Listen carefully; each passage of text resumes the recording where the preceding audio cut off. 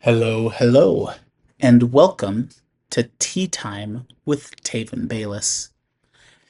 If you're here for the first time, I'm glad you're here. I hope you decide to stick around.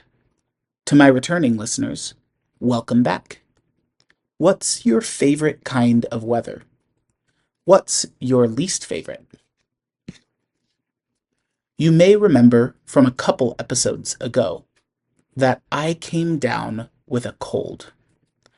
Unfortunately, that unwelcome guest has severely overstayed its welcome. I'm still sick. I woke up at about 3 o'clock this morning, coughing and dealing with severe nasal congestion that was making it hard for me to breathe. At around the same time, I received an emergency notification on my phone from the weather monitoring system. We were under a flash flood warning for the next few hours. A flash flood, by the way, is when sudden, very heavy rains overwhelm an area and cause flooding. That flooding can cause significant damage and even result in deaths.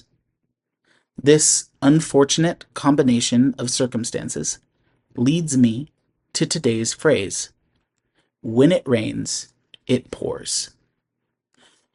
You have probably heard this one before.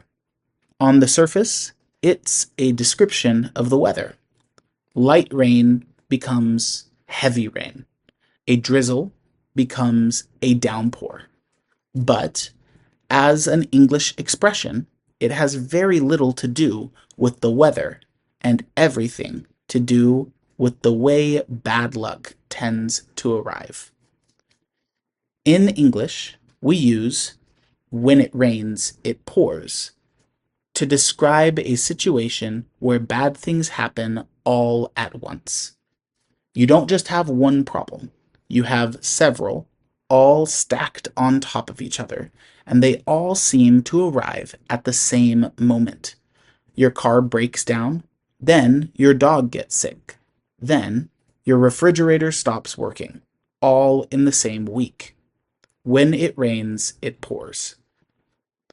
The phrase carries a particular kind of exhausted humor. You're not exactly complaining. You're acknowledging that life has a tendency to send difficulty in clusters rather than spreading it out evenly. There is something almost comforting about having a phrase for the experience. It tells you that other people have noticed the same pattern and that they have a name for it. Here's a quick example. I've been sick for 4 days. I woke up at 3 o'clock in the morning, unable to breathe. And now there's a flash flood happening outside my window. When it rains, it pours. Now, in this case, it is also literally pouring outside. Sometimes the universe really commits to the metaphor. Keep that expression in mind. We'll come back to it. I live on the second floor of an apartment complex. It's a pretty spacious 2-bedroom, 2-bath apartment. And one of the things I really like about it is that we have an enclosed balcony. We've put out 2 deck chairs and a simple footrest, and my wife and I will often go out and enjoy looking at the sky after we've put our baby down for the night. This morning, after waking up, I couldn't go back to sleep. The cold medicine had worn off, my head was pounding, and the storm outside was loud enough that the idea of falling asleep again felt impossible. Because of the way the apartment is designed, when there's bad weather, we can still go out onto the balcony without getting wet. So I made myself a cup of tea, wrapped myself in a blanket, and sat out there for 2 hours. The storm was magnificent. Torrential rain, meaning rain so heavy it falls in sheets, was hammering down on everything. Flashes of lightning lit up the sky, and rumbling thunder rolled across the city. It was the kind of storm that makes you very aware that you are a small person in a very large world. I love the rain. I always have. It is essential. We literally could not live without it. Plants depend on it. Our drinking water comes from it. The whole world is built on the assumption that water will keep falling from the sky. And yet, there I was, watching that essential, life-giving rain do something that could very easily destroy homes, ruin cars, and even take lives if it kept up long enough. The same rain that helps give life to the world can also flood it. I sat with that thought for a long time. There's something about watching a storm that strips away the abstract and leaves you with the actual reality of things.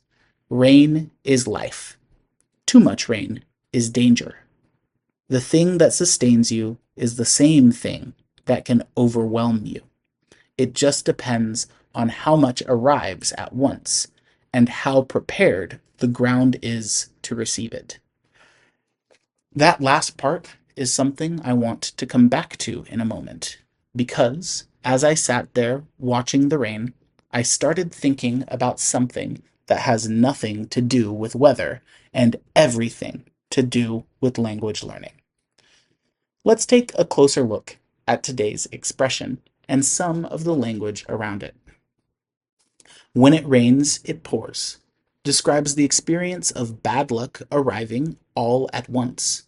But English actually has a whole vocabulary built around floods and storms, and a lot of it can be used figuratively, meaning we use those words to describe things that have nothing to do with actual water. To be flooded with something means to be overwhelmed by a sudden large amount of it. You can be flooded with emails after a vacation, flooded with memories when you visit a place from your childhood, or flooded with emotion at a wedding. The word carries the sense of something arriving faster than you can process it. A torrent is a strong, fast-moving flow of water, but we also use it for anything that arrives in an overwhelming rush. A torrent of words, a torrent of criticism. If you've ever been on the receiving end of one, you know it feels like trying to drink from a fire hose. A deluge is similar. It means a great flood, but we use it for an overwhelming amount of something. A deluge of complaints, a deluge of unsolicited advice. And then there's the word drown.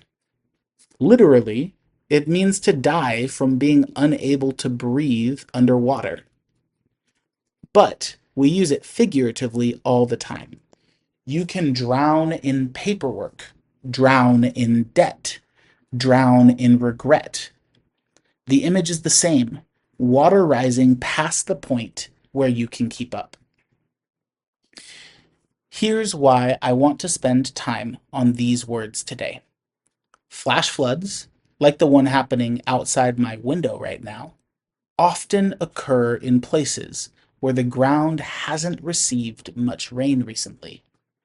Places that experience long droughts, meaning extended periods of dry weather with little or no rainfall. You might think dry ground would be eager to absorb water when it finally arrives, but the opposite is true. When the soil has been dry for a long time, it becomes hard and compacted. Instead of soaking in, the rain runs across the surface. The land that needed the rain most is often the same land that gets overwhelmed when it finally comes. And this is where I want to bring it back to language learning. I have worked with many students who set a big goal to become fluent in English. Their enthusiasm is wonderful. It is also sometimes the very thing that hurts them. Out of that enthusiasm, they drown themselves in a torrent of English. Hour-long classes, 5 days a week. Pages of grammar memorization. Dozens of vocabulary flashcards a day. A movie in English every night, and a textbook on the weekends.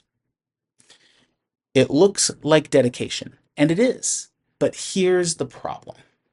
If your soil hasn't been prepared, if you haven't built up the foundation of consistent exposure over time, the deluge doesn't soak in. It runs off. You don't absorb the language. You drown in it. Time spent with English is essential. There is no path to fluency that doesn't involve a lot of hours. But the question isn't just how many hours. It's whether your soil is ready to absorb what's falling on it. Start small. Start consistently. A little bit every day is worth more than an enormous burst once a week, just as a steady rain is worth more than a flash flood. Build up your foundation. As your soil becomes more able to absorb, you can add more. More vocabulary, more listening, more speaking, more writing. But the increase should be gradual, in proportion to what you can actually handle.